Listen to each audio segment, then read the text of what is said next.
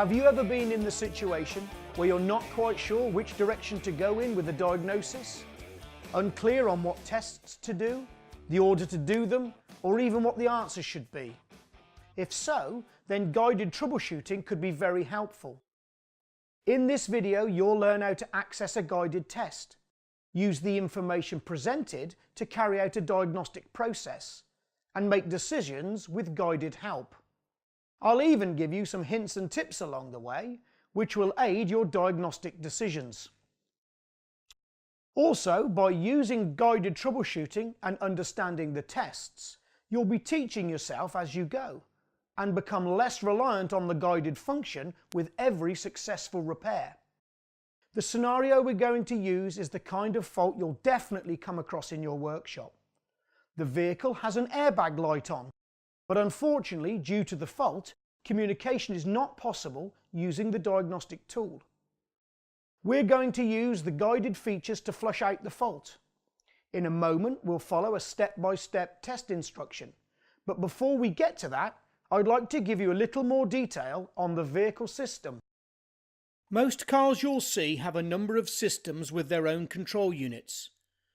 The control units share data over wires that we'll call a network. As technicians, we can connect the ET650 and establish communication with these control units via the diagnostic socket. Our issue being, the ET750 can communicate to the other ECUs but is unable to speak to the airbag control unit. The fault could be caused by a number of issues. Guided troubleshooting will take you through some common fundamental tests. To complete these, in addition to the ET750, I'll require a 12-volt bulb, some test cables, and a multimeter. I'll briefly explain the items the routine will focus upon. Following that, we'll get back to the ET750 and start the guided process. To help explain, I'll use a wiring diagram. There's a separate video within this section that covers wiring diagrams, but for now, I'll highlight the relevant parts for this demonstration. At the top of the diagram we have terminal 30. This denotes constant battery positive. At the bottom is terminal 31, indicating ground. We use the text notation for the components. A key is available on the left.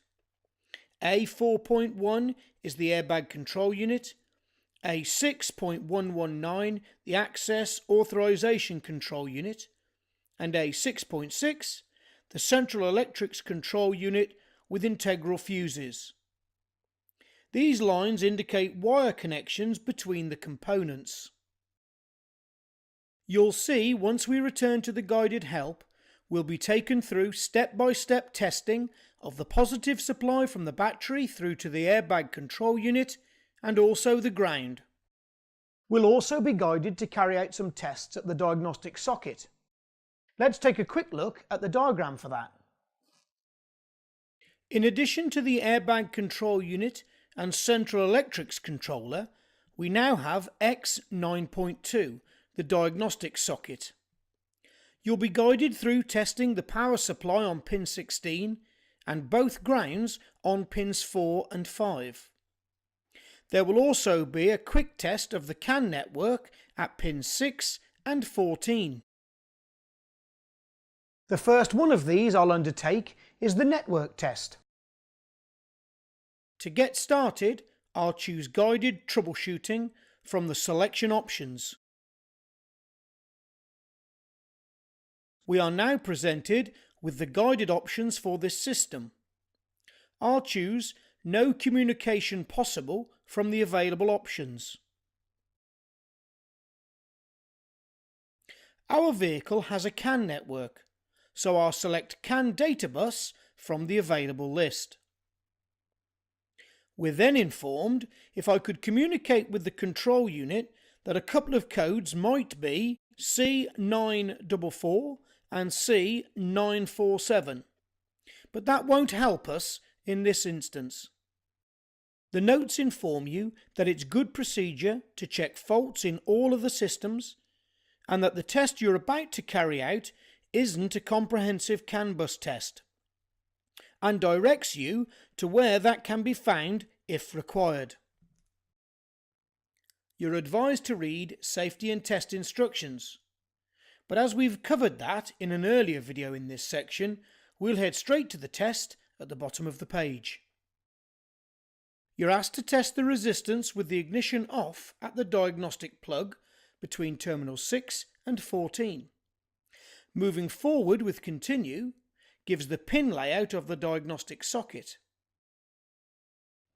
We're also given a set value between 60 and 72 ohms as the test specification. It's great that we're given some test values, but it's worth remembering that the tests you've seen in these videos are for the electrically experienced technician. If you're unsure of why the values should be as they are, or why you're doing the test, then further training is recommended to get the most from your ET750. Now I know what test to do and where to carry it out, it's just a case of taking the measurement. I'll connect a breakout box to prevent any possible damage occurring to the diagnostic socket. Next, I'll connect my ohmmeter between pins 6 and 14 and take a reading.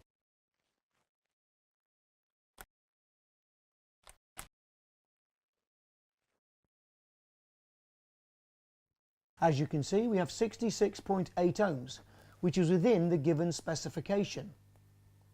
I'll record that result by selecting the test meter and using the on-screen keyboard to enter the result.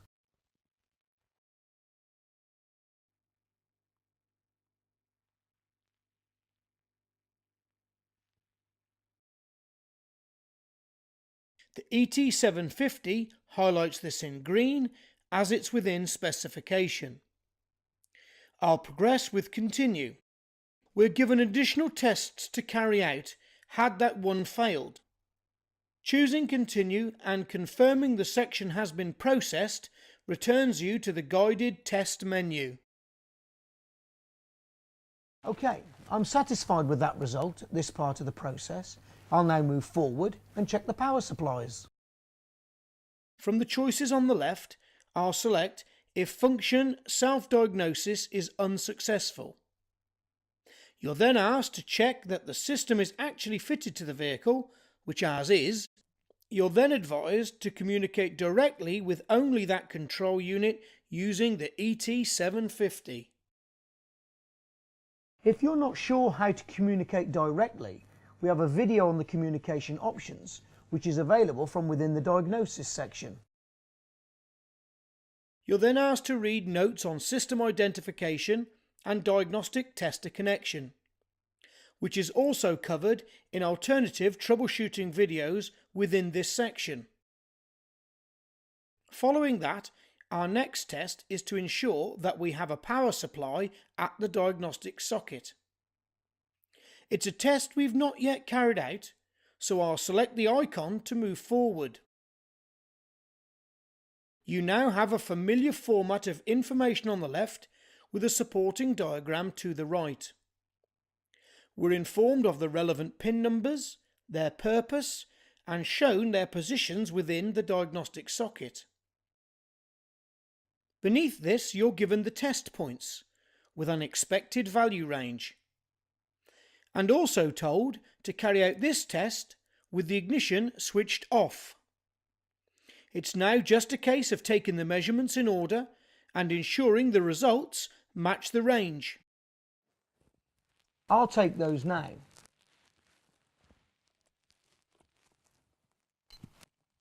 Firstly, pin 16 to pin 4.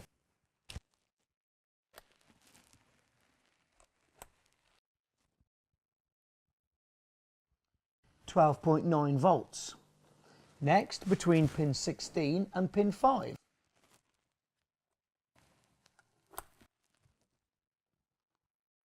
And again the same at 12.9 volts. Lastly, I need to check between pin 16 and ground. To do this, I've extended the test lead to reach the battery negative terminal in the boot.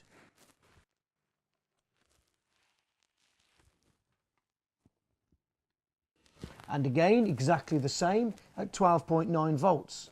So they're all good. I'll record the result. As it's within the set value, it's green in colour. If I enter 13.6 volts, you'll see that this is outside of the set value, and due to this is highlighted in red. A tip when evaluating set values. A general rule of thumb for set values would be to use them as a guide. Aim for an average value and treat anything towards the outer limits with caution, worthy of further inspection.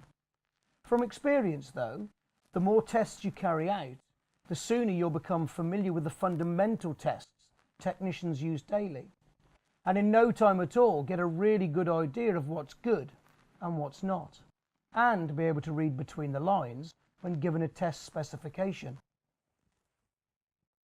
You're told to expect a value between 11 volts and 13.5 volts. The software records values within this range as green and outside the range as red. It's possible to enter 11 volts and for that value to appear in green, when experience tells me that's probably a little low and I should check the actual voltage at the battery to see if it's flat. I'll re-enter my measured value of 12.9 volts, which is a good value, and select Continue to move forward. Had the result from the power supply test been incorrect, a selection of further tests can be continued here. The options include system power supply and other possible faults such as open and short circuits, all following a procedure similar to the one we've just completed. As our result was fine, I'll press Continue to proceed with the diagnostic routine and confirm that section has been processed. A green tick is then applied to the entry to confirm that it's been covered. So we've made sure that the power supply to the diagnostic socket is good. We're then directed to check the power supply to the airbag control unit. That will include testing the power supply here and the ground here. I'll select Check Power Supply of the airbag control unit to start the procedure. I'm informed that the power supply has the battery and a fuse as subsystems. Selecting either of these will initiate a test on those systems. This is something that I would return to if the supply to the airbag control unit is incorrect. Selecting Continue to move forward shows a picture of the airbag control unit plug and its connectors. You also have shortcuts to preparation information if that's not already been understood, and a test prerequisite highlighting that you need to deactivate the airbag system prior to the test. Then turn the ignition on when checking the power supply. We'll take a look at what's required to deactivate the airbag system first. We now have a list of instructions to decommission the system. We are told to remove the ignition key, disconnect the 12-volt batteries from the vehicle and secure against reconnection. Wait at least 10 minutes. This allows the circuits to discharge. Disconnect ignition circuits and unplug the airbag control unit connection. As we're going to be measuring the power supply, the batteries have to be reconnected. But be aware of the wait time when recommissioning the system. Lastly, the technician has to ensure that they take measures to discharge any static prior to touching or working near the airbag components. Once you're satisfied with the information, select Continue and confirm the section has been processed. This returns you to the next stage of the guided routine, selecting Continue to proceed. I've already completed the process to decommission the system, I can now continue with the procedure to check the powers and grounds. Next in the list, we're told to unplug the control unit, turn the ignition on, and then check the power supply. Selecting Continue reaffirms that the battery should be connected and the terminals at which the measurement should be taken, with a set value to be expected. I'll take that measurement now. First, I need to switch on the ignition and then connect my meter to the test points.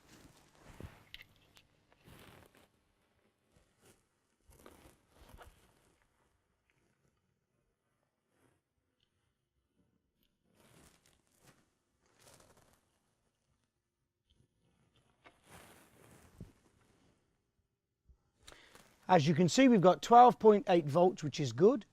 I'll record those values on the display. And complete the process, selecting Continue. We are then guided to complete the concluding operations to reactivate the system. But that's not something I'm going to complete just yet. Okay, so I've just completed a series of guided tests, but as yet haven't found the fault. Where do I go from here?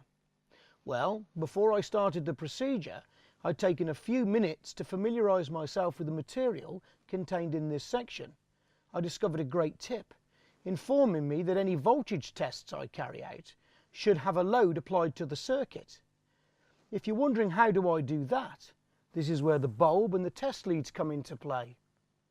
I'll start by pressing back, selecting battery, and choose Check Voltage under load.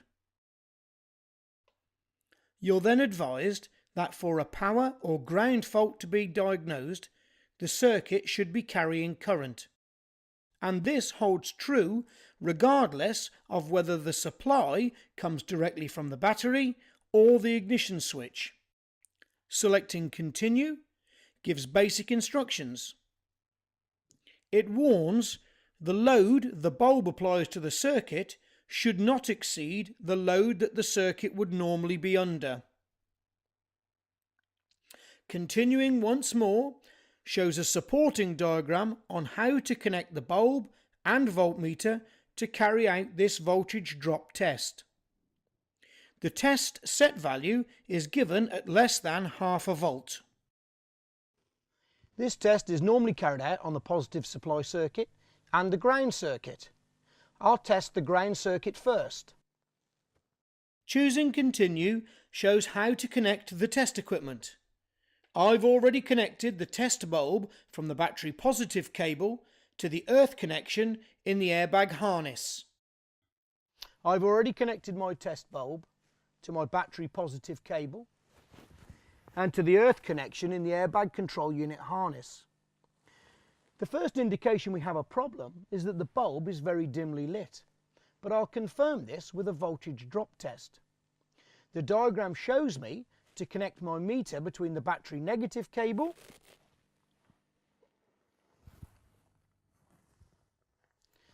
and the same pin on the harness.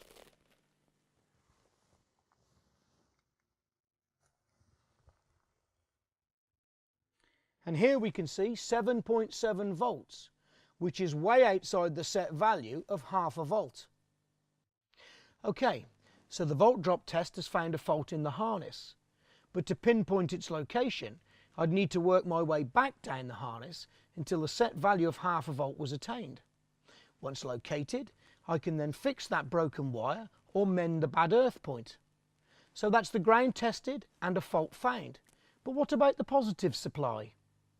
Pressing back shows a generic connection diagram, but as I said earlier, it's always worth reading through a procedure prior to carrying it out.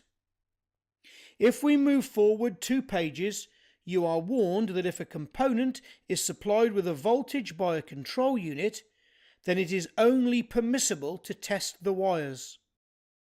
But as we found the fault on this vehicle, that'll have to wait for another day. Once I'd fixed the wiring fault on the ground cable, I'd have to recommission the vehicle. We glanced at this earlier on, but here it is once more. Back in System Power Supply, I'm given the concluding operations. I'm advised to reactivate the airbag system. A guided process for that is available here. Once complete, I can then work through the list, initializing components as required, checking the operation of the system we've been working on, ensuring fault memories are error-free, and carrying out a test drive. That brings this video on guided troubleshooting to an end. Thank you for watching. There's some great information throughout this troubleshooting section, so if you have a few minutes to spare, why not watch the next video?